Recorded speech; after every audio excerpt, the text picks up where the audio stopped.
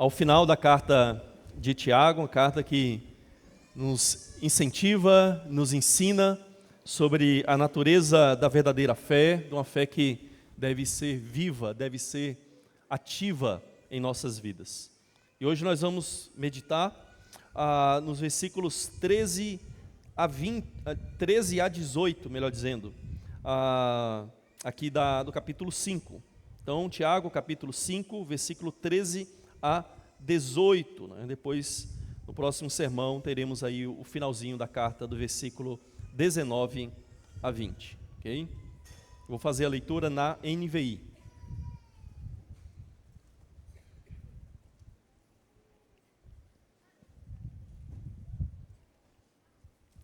Tiago 5, de 13 a 18. Diz a palavra do Senhor. Entre vocês há alguém que está sofrendo? Que ele ore. Há alguém que se sente feliz?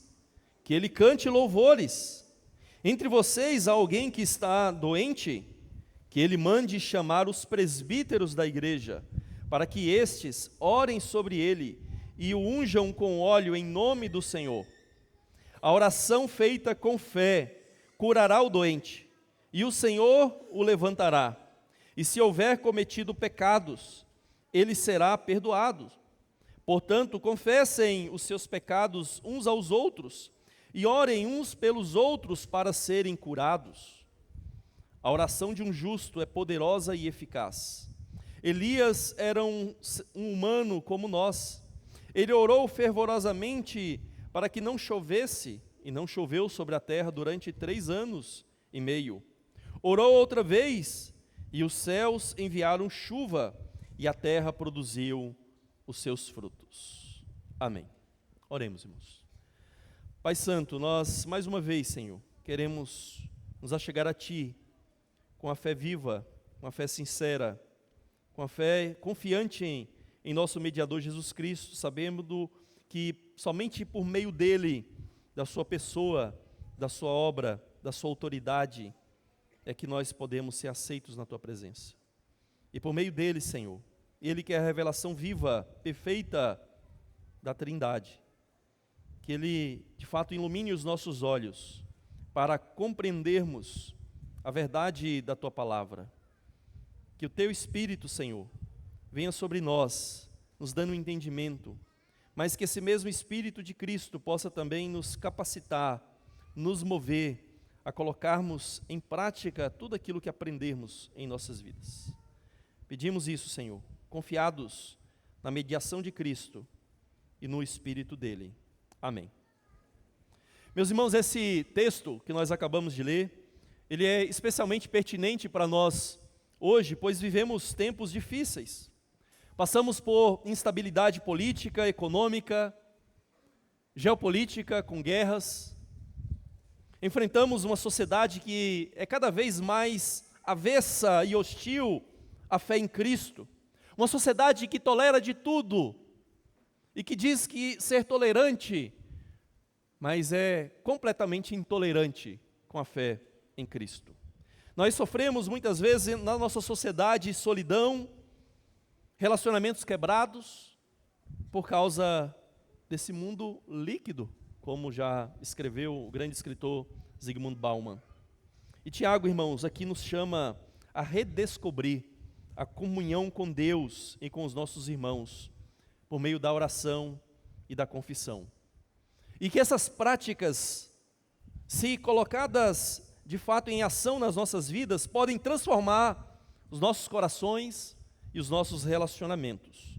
Tiago aqui, irmãos, basicamente vai nos ensinar sobre a importância do cuidado pastoral na comunidade da fé, abordando aqui sofrimento, a oração nesse contexto de sofrimento e a importância da confissão de pecados numa comunidade marcada por desentendimentos, por maledicência, por julgamentos e outras coisas mais. Então esse texto, irmãos, pode nos ajudar a entender que todos nós estamos sujeitos a desafios e dificuldades enquanto nós vivermos aqui nesse mundo caído e quebrado pelo pecado.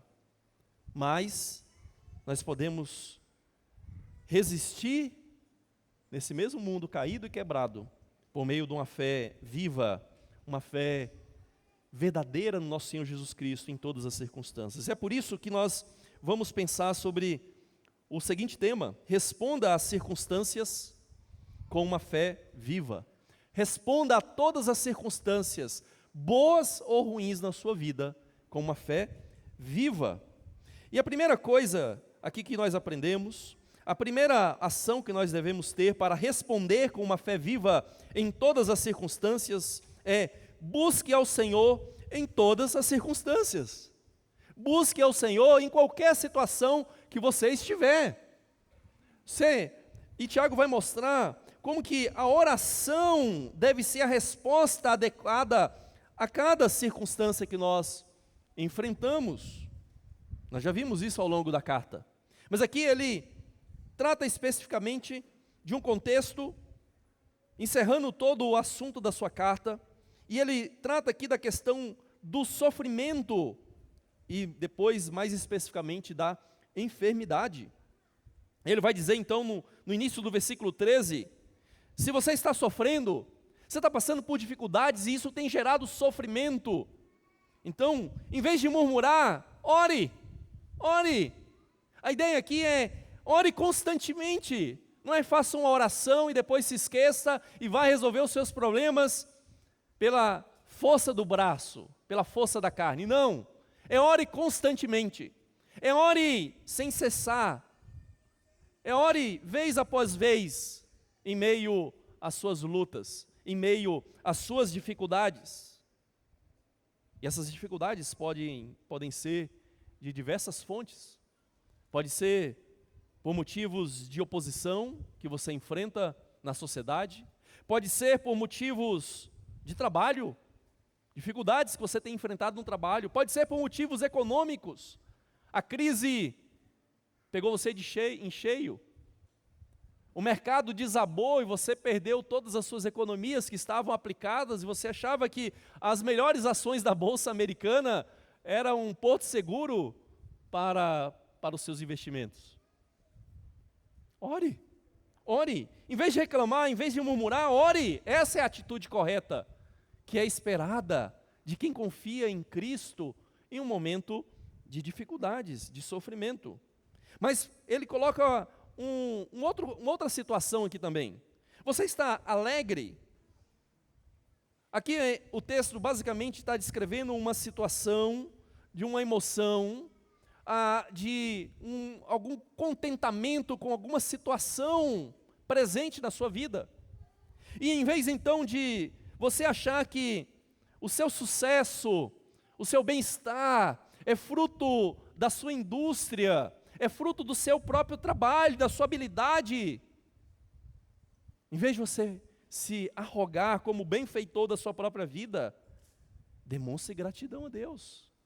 O texto coloca aqui como um imperativo, uma ordem para nós, que entoemos ao Senhor. Algumas traduções, ou a boa parte delas, acrescenta aí, cante louvores. Mas a palavra aqui não é especificamente cantar louvores, é cantar. A palavra grega, psalo, da onde nós temos a palavra em grego também para salmo, se refere aqui a entoar um cântico com acompanhamento musical.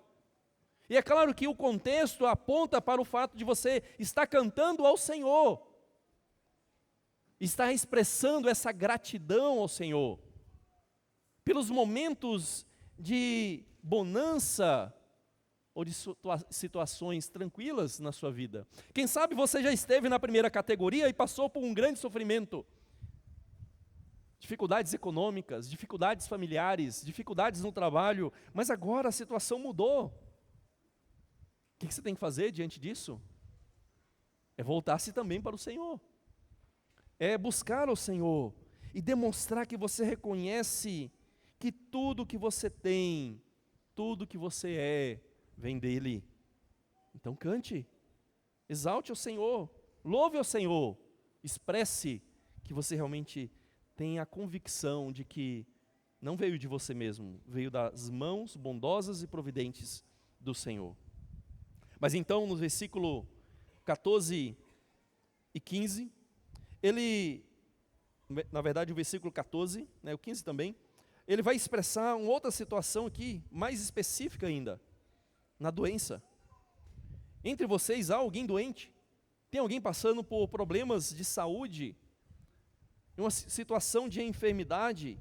E muitas vezes uma situação de enfermidade tal que você nem mesmo consegue sair de casa, sair da cama, sair do leito e ir até os seus irmãos da igreja.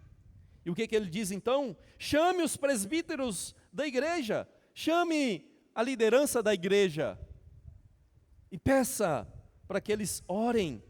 Então ele manda chamar os presbíteros da igreja para eles orarem sobre ele, em nome do Senhor. E veja, irmãos, que aqui ele está mostrando como que na comunidade da fé, na comunidade da aliança, há um papel pastoral da liderança sobre o rebanho, mas mais à frente ele vai destacar como há também esse cuidado pastoral de uns para com os outros na comunidade da fé. Mas aqui ele especifica que os presbíteros, que designa aqui a liderança da igreja naquele contexto, eles devem ser chamados. E só um adendo, sei que os da classe catecúmenos, não sei se já tiveram, vão ter aí uma aula específica sobre governo da igreja. Mas nós entendemos que no contexto do Novo Testamento, o governo da igreja é exercido por presbíteros. Raramente o Novo Testamento usa a palavra pastor. A maioria das vezes que a palavra é usada como verbo, como atitude de pastorear e não como um cargo pastor. E a grande maioria das vezes o Novo Testamento usa a palavra presbíteros e algumas vezes a palavra bispo, que é de um contexto mais secular, e talvez seja por isso que o Novo Testamento não use tanto a palavra bispo, mas embora use também. E bispo e presbítero no Novo Testamento basicamente é uma função só, vista de perspectivas diferentes. A palavra presbítero significa ancião, aquele que é maduro, que tem uma maturidade na fé e pode pastorear e pode cuidar de outros. A palavra bispo significa aquele que pode olhar, vigiar, observar o rebanho, para ver se tudo está correndo bem. Mas basicamente são palavras distintas para expressar um cuidado pastoral. E veja que Tiago aqui não diz para eles procurarem algum irmão que tinha dom na comunidade, que tinha o dom de curar, para que esse que tem o dom de curar, venha, imponha a mão e aquele enfermo seja curado. Será que não havia ninguém com esse dom lá naquela comunidade, naquele tempo? Ainda mais no tempo que Tiago escreve, que provavelmente foi a primeira carta do Novo Testamento, ou seja, está nos primórdios do cristianismo, onde possivelmente esses dons eram mais presentes ainda. Será que não havia? Por que ele não chama alguém que tinha dom? Por que ele pede para chamar a liderança? É claro que, é óbvio que entre a liderança poderia haver pessoas com esse dom. Mas veja que a ênfase não está nisso. A ênfase está no fato de que esses pastores, esses presbíteros, eles deveriam ir, eles deveriam orar, e eles deveriam orar em nome do Senhor. E se a gente observar, no Novo Testamento, irmãos, Jesus nunca ora por um enfermo. Jesus ordena e ele é curado. Os apóstolos nunca oram por um enfermo, eles ordenam e eles são curados. É assim que um dom era exercido. O dom, ele era exercido instantaneamente, sem intermédio de uma oração. Mas aqui ele pede para que ore. O que está subentendido, que ele não está pensando aqui num dom instantâneo de cura, mas realmente de expressar a sua confiança no Senhor, que pode curar. E é por isso que ele vai falar que tem que ser em nome do Senhor. E esse nome do Senhor aqui, irmãos, expressa uma dependência total dele, totalmente dependente do Senhor. Veja que orar em nome de Jesus, orar em nome do Senhor, significa confiar na autoridade e na mediação dele sobre as nossas vidas. Nós vemos no meio cristão, especialmente evangelical, uma atitude de usar o nome de Jesus como se fosse uma palavra mágica, abracadam, né? Como se fosse um encantamento. Então você usa o nome de Jesus como um encantamento, e então as coisas acontecem. É assim que as pessoas usam. E nós vemos no contexto de Atos dos Apóstolos, alguns homens que tentaram usar o nome de Jesus como se fosse um encantamento. para expulsarem demônios. Eles tomaram a coça dos demônios.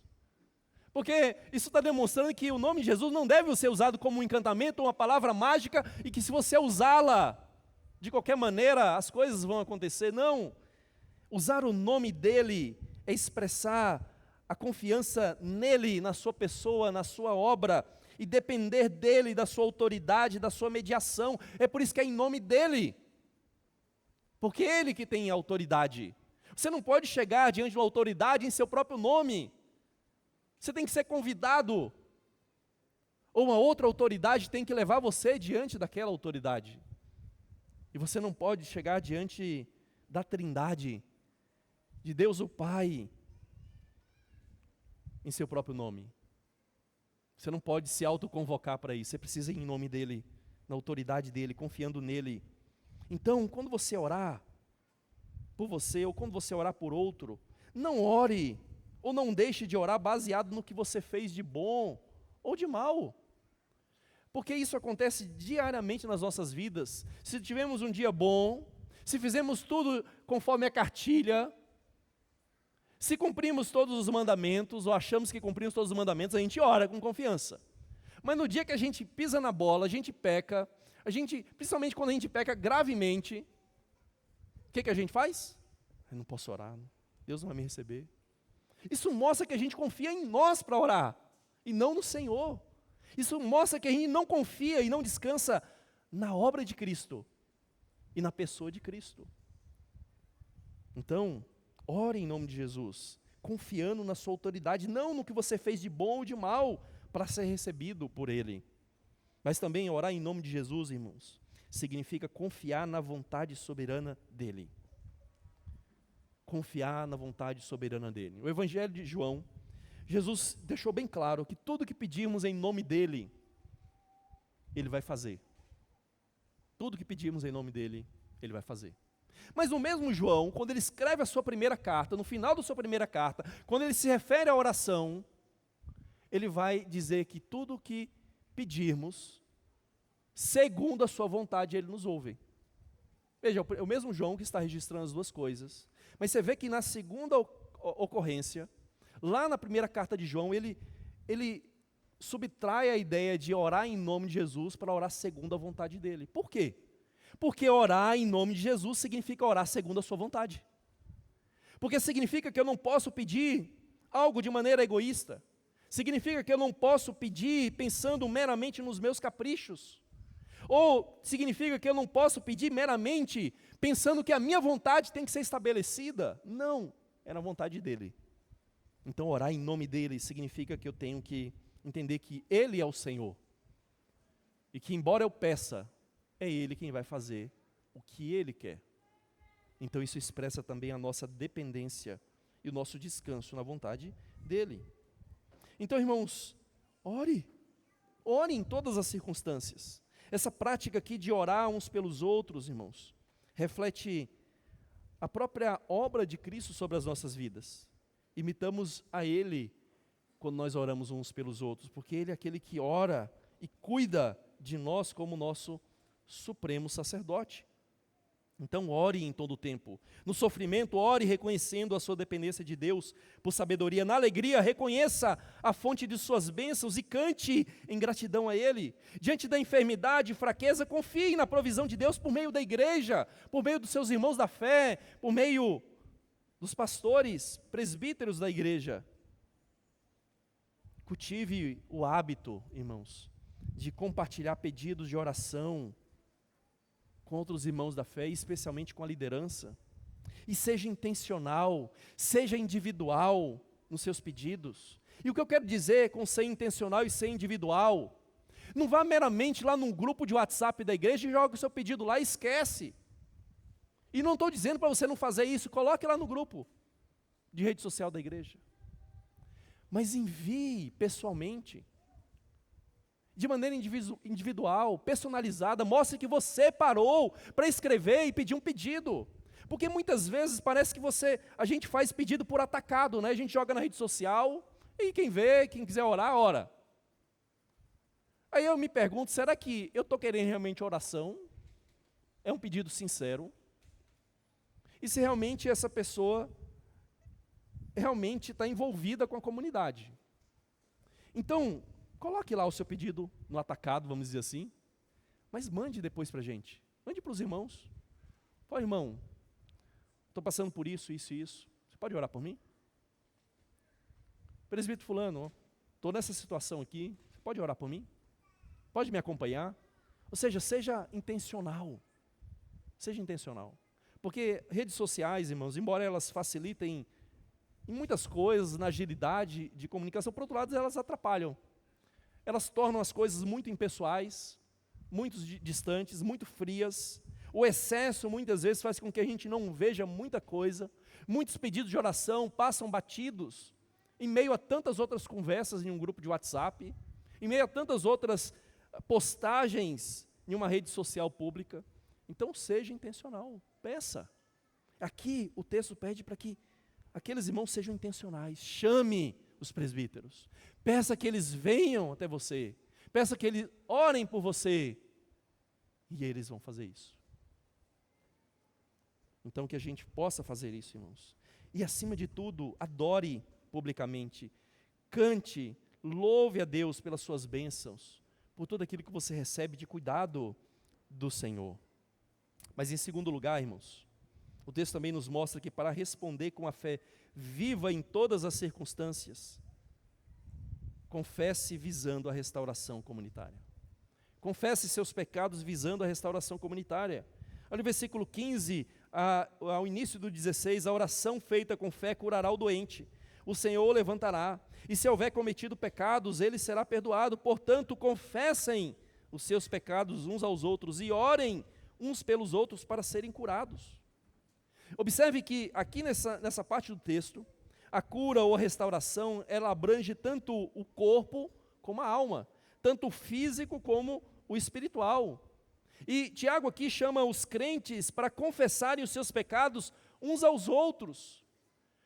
Mas por que ele está misturando essas coisas todas no texto? Por que ele está misturando sobre a fé, curar o enfermo, o Senhor vai levantar, se houver cometido pecado, será perdoados? Por que ele está fazendo isso? Por que ele diz para confessarmos os pecados uns aos outros e orarmos uns pelos outros? Porque, como já vimos, irmãos, durante o culto, em muitos momentos, uma enfermidade, ela pode sim ser causada por uma disciplina do Senhor sobre um crente que está vivendo de uma maneira pecaminosa. E há inúmeros exemplos no Antigo Testamento e no Novo Testamento também. Por outro lado, a gente tem que tomar cuidado de não sermos radicais e acharmos que todo mundo que está doente é porque ele cometeu um pecado. Você pegou um resfriado, é porque eu pequei. Você tem uma colite, é porque eu pequei. Você tem um câncer, é porque eu pequei gravemente, pastor. Não é isso, não é isso. No final das contas, irmãos, é claro que toda doença, toda enfermidade, toda dor, todo mal nesse mundo é causado pelo pecado.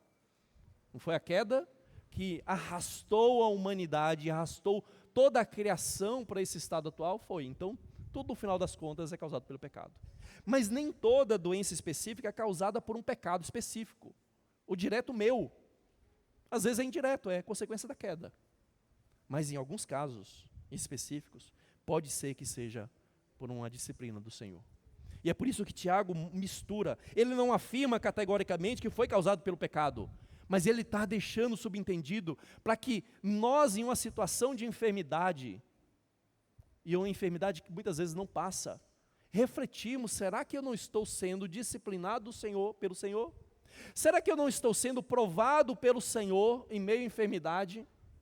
Para que eu possa então, sendo provado pelo Senhor, depositar a minha fé e a minha confiança mais nele, do que em mim mesmo, do que na minha própria habilidade, força pessoal, na minha saúde pessoal. Será que é isso? E Tiago coloca então essas coisas em aberto, para que possamos refletir, possamos pensar, e acima de tudo possamos levar isso na presença do Senhor, mas também diante dos nossos irmãos.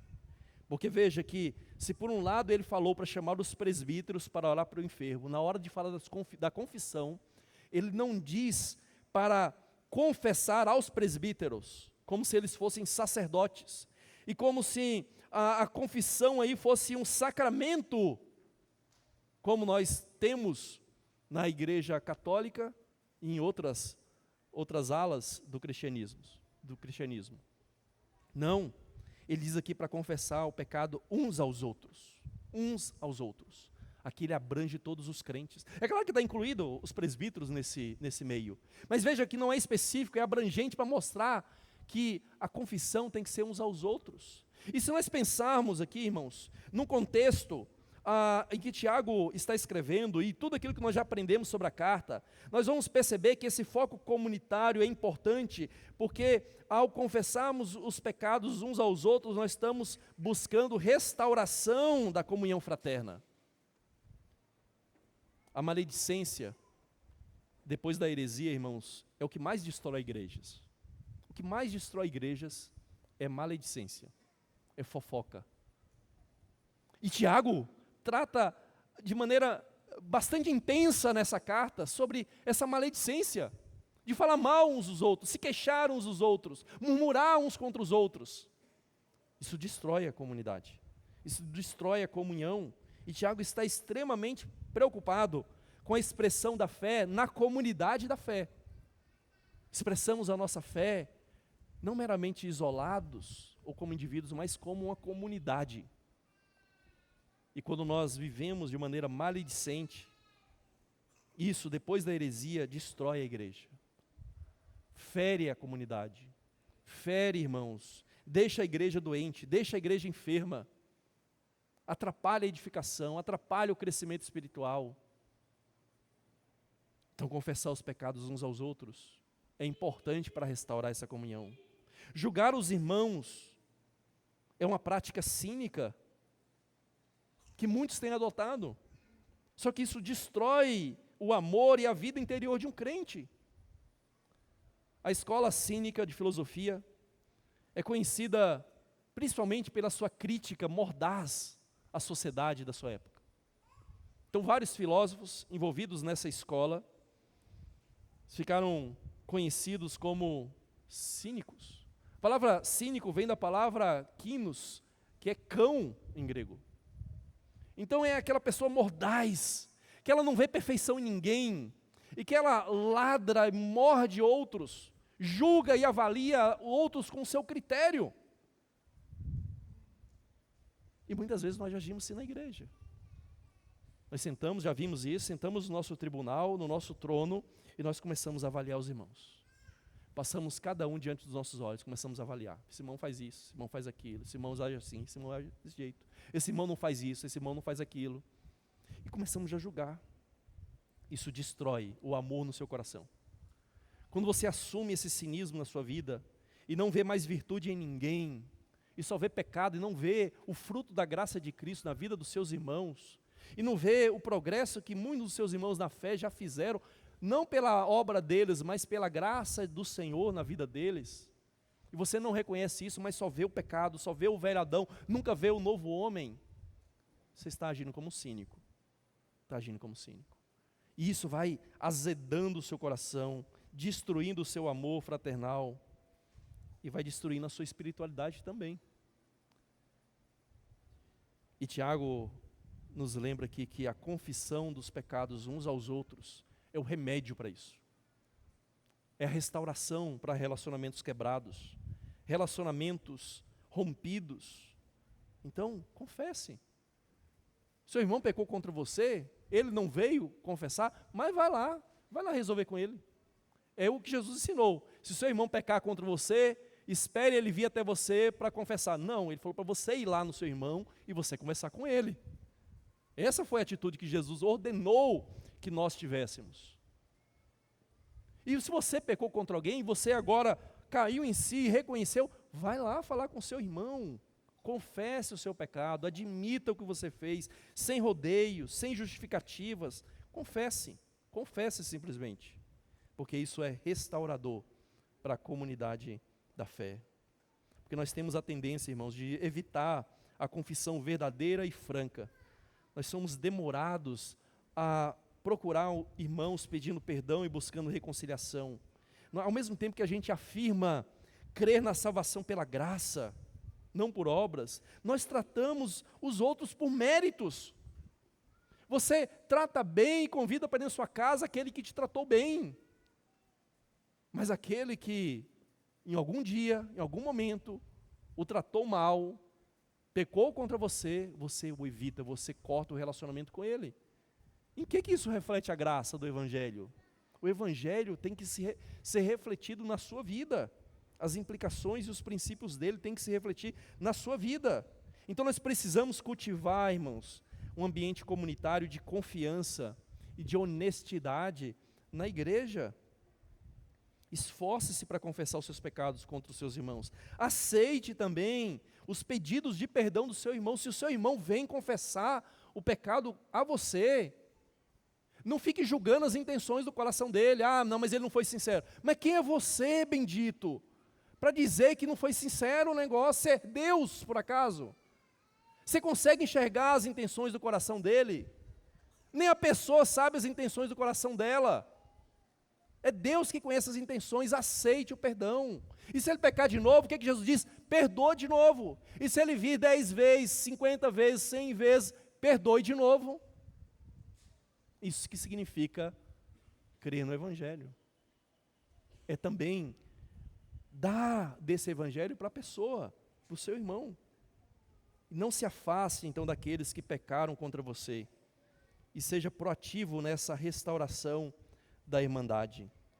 Porque agir assim, irmãos, promove a unidade e o crescimento espiritual da igreja de Cristo. Da igreja é de Cristo.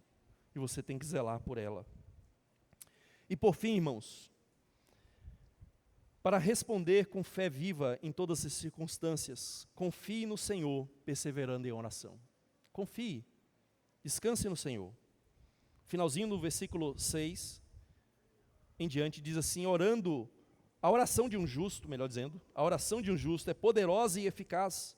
Elias era humano como nós, ele orou fervorosamente para que não chovesse, e não choveu sobre a terra durante 3 anos e meio. Orou outra vez e os céus enviaram chuva, e a terra produziu os seus frutos. Veja que Tiago agora, ele mostra que essa oração de um justo, de alguém que foi justificado pelo Evangelho de Cristo, é poderosa e eficaz, ela produz efeitos. E ele tira aqui o exemplo de Elias, como exemplo de perseverança em oração. Se você ler a história, você vai perceber que Elias não era perfeito. Elias não era um super-homem da espiritualidade da sua época. Ele era um grande homem de Deus, um grande servo de Deus, um grande profeta, mas ele tinha os seus momentos de dúvida, de dificuldades, de provações, de tentações, como nós temos. É o que Tiago está dizendo, ele era um humano como nós, sujeito às mesmas emoções, sentimentos, dificuldades. E o que ele fez? Ele orou com insistência. E aqui é relevante ele usar o exemplo de Elias, irmãos. Por quê? Porque veja que a oração de Elias não foi respondida instantaneamente. Elias orou 1, 2, 3, 4, 5, 6, 7 vezes, até que Deus respondesse a oração. Isso aqui mostra a perseverança dele, e a confiança dele, porque ele orava e via-se, será que já vem chuva? Não vem. Orava de novo, será que já vem chuva? Não vem. Orava de novo, será que já vem chuva? Não vem. Ele orava e esperava, e conferia se Deus respondeu a sua oração de maneira positiva ou não. E aqui no contexto de enfermidade, irmãos, isso aqui é importante. Porque muitas vezes você vai orar agora por um enfermo e ele não vai ser curado. Você vai orar de novo e ele não vai ser curado. Você está orando há anos, às vezes, pela sua enfermidade. E às vezes você ainda não foi curado. O que você vai fazer? Você vai desistir? Vai desistir? Não. Porque o que a oração mais faz conosco não é mudar necessariamente as nossas circunstâncias externas, mas muda a nossa circunstância interior. Muda o nosso coração. Ao orarmos, e orarmos com insistência, com perseverança, nós estamos sendo mudados. A oração não muda Deus, a oração muda você, muda o seu coração, muda a sua disposição diante do Senhor. Então, primeiramente, você tem que orar e perseverar, assim como Elias orou, e aguardar que o Senhor responda. Você orou, foi no seu nome ou foi no nome do Senhor? Ah, tá, foi no nome do Senhor. Então, Ele é o Senhor, você é o servo. Então, aguarde a resposta dEle. E confie que o Senhor, Ele é bondoso, Ele é bondoso, e Ele é poderoso para fazer aquilo que for da vontade dEle. Então confie, descanse em Deus. E pense o seguinte, como é a sua vida de oração? A sua vida de oração, ela é persistente ou ela é esporádica? Você ora diariamente, pelo mesmo pedido, pela mesma necessidade, ou de vez em quando você ora? Se você ora de vez em quando, significa que você não confia mais, que o Senhor pode agir nessa situação e possa mudá-la da nossa perspectiva humana.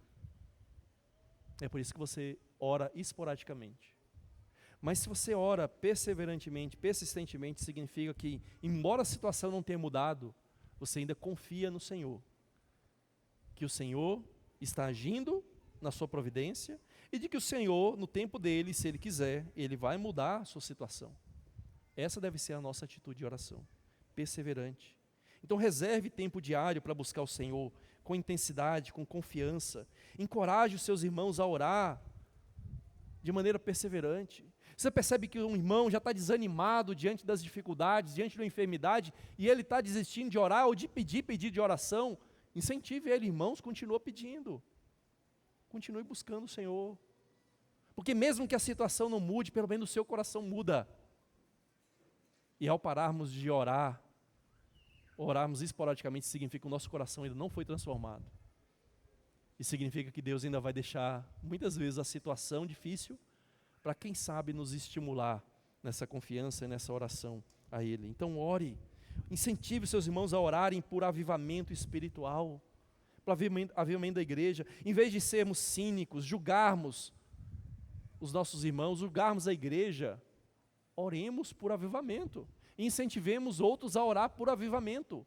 Você acha que a igreja não está do jeito certo, no jeito bíblico? Ore por avivamento. Em vez de murmurar, fale com Deus sobre a igreja. Fale com Deus, ore. Incentive seus irmãos nessa busca por um avivamento genuíno e bíblico da igreja. E ore confiando que esse Deus é poderoso e bondoso para responder a qualquer oração que é feita em nome, na autoridade, na confiança em Cristo. Portanto, irmãos, aqui nós aprendemos que para responder com fé viva em todas as circunstâncias, precisamos buscar o Senhor em qualquer circunstância. Precisamos confessar os nossos pecados visando a restauração comunitária. Precisamos confiar no Senhor, perseverando na oração sem esmorecer. Sem esmorecer.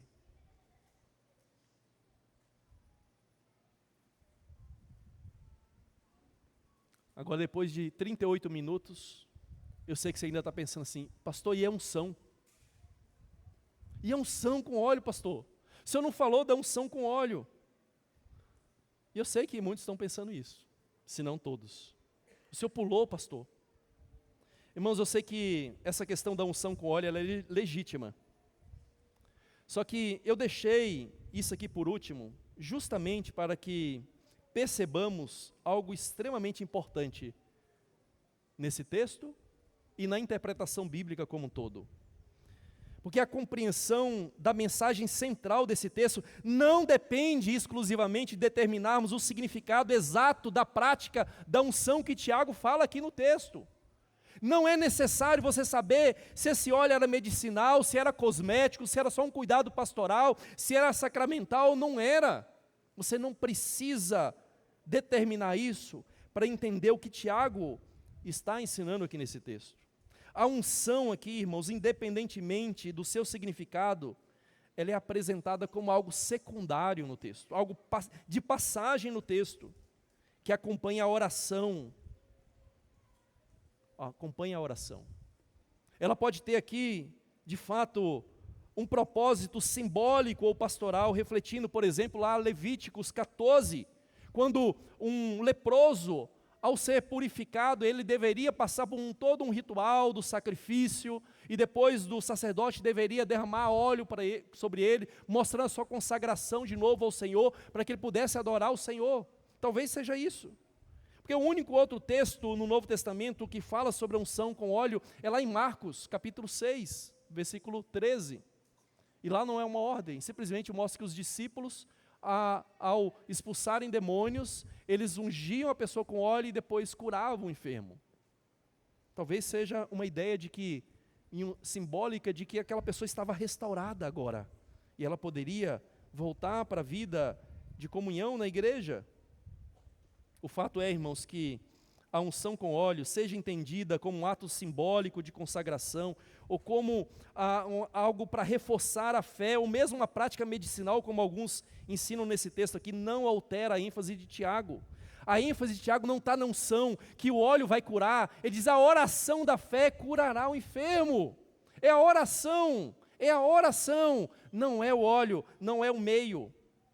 Então, não precisamos ficar quebrando cabeça com a prática que não é claramente definida no Novo Testamento, talvez fosse meramente fruto da cultura judaica, para a qual Tiago escreve aqui.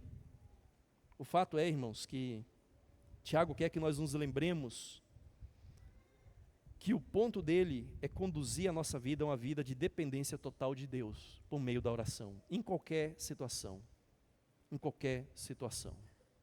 E esse é o ponto que eu gostaria que você tivesse ao ler esse texto. Persevere em oração por si mesmo. Persevere em oração pela igreja. Confie no Senhor, que Ele age na sua soberania e na sua bondade. E nesse contexto aqui, irmãos, nós precisamos nos lembrar, acima de tudo, que Cristo é o nosso grande mediador e sacerdote. Cristo é o nosso grande mediador e sacerdote. É Ele que vive para interceder por nós. Ele intercede por nós junto ao Pai, com base na sua autoridade, com base na sua compaixão, e o cuidado que nós devemos ter com outros membros da igreja, com os nossos irmãos, deve refletir a maneira como Jesus exerceu compaixão e cuidou dos aflitos e pecadores que se achegavam até Ele. Então, quando nós praticarmos esse texto, nós vamos estar demonstrando uma fé coerente e viva em Cristo e no Evangelho de Cristo. Uma fé que se expressa em ações práticas de amor e serviço. Porque orar uns pelos outros em momentos de necessidade, reconhecendo a nossa dependência de Deus, é expressão desse cuidado nosso pelos nossos irmãos. Demonstrar cuidado mútuo, visando e ajudando e confortando os aflitos da igreja, é demonstração do próprio amor do nosso Senhor Jesus Cristo sobre os nossos irmãos. Também uma fé, nós demonstramos uma fé que promove a unidade do corpo de Cristo. A confissão mútua fortalece os laços entre irmãos, cultivando a sinceridade e a verdade comunitária, promovendo reconciliação, comunhão genuína, sem hipocrisia. E esse cuidado reflete a unidade que Cristo orou para que nós tivéssemos na igreja. Unidade essa que, se demonstrada, mostra que realmente somos dele, para o mundo. Demonstra também uma fé que é sustentada pela confiança no poder de Deus. Crê que Deus ouve e responde às orações do seu povo, conforme a sua vontade soberana, expressa essa confiança. Perseverar em oração mesmo quando os resultados não são imediatos. Demonstra confiança que Cristo é aquele que tem toda a autoridade no céu e sobre a terra. Também demonstra uma fé na graça transformadora de Cristo ao mundo, para o mundo. Uma comunidade, irmãos, que vive dessa maneira, como Tiago postula aqui, aponta para o Evangelho. E ao apontar para o Evangelho, demonstra ao mundo o amor e a misericórdia de Cristo em ação vívida diante dos olhos da sociedade. E esse exemplo, se vivido de fato, atrai outros à igreja para ouvir o Evangelho de Cristo. Então coloque isso em prática. E por fim, uma fé Demonstra uma fé que glorifica a Deus em todas as circunstâncias. Seja no sofrimento, seja na alegria, nós devemos apontar para a grandeza e para a bondade do nosso Senhor. Assim a nossa fé, irmãos, viva, demonstra ao mundo que somos um povo chamado para refletir a glória de Cristo. A glória de Cristo na igreja. A glória de Cristo na igreja. Por isso, irmãos, vamos, em resposta a esse texto, ficarmos de pé. Nós vamos cantar ao Senhor. Vamos cantar um cântico, onde o Senhor nos convida a depositarmos nele toda a nossa confiança, todo o nosso trabalho, sabendo que a obra é dele e a nossa obra é apenas confiar nele, confiar e descansar nele. Cantemos de coração ao Senhor.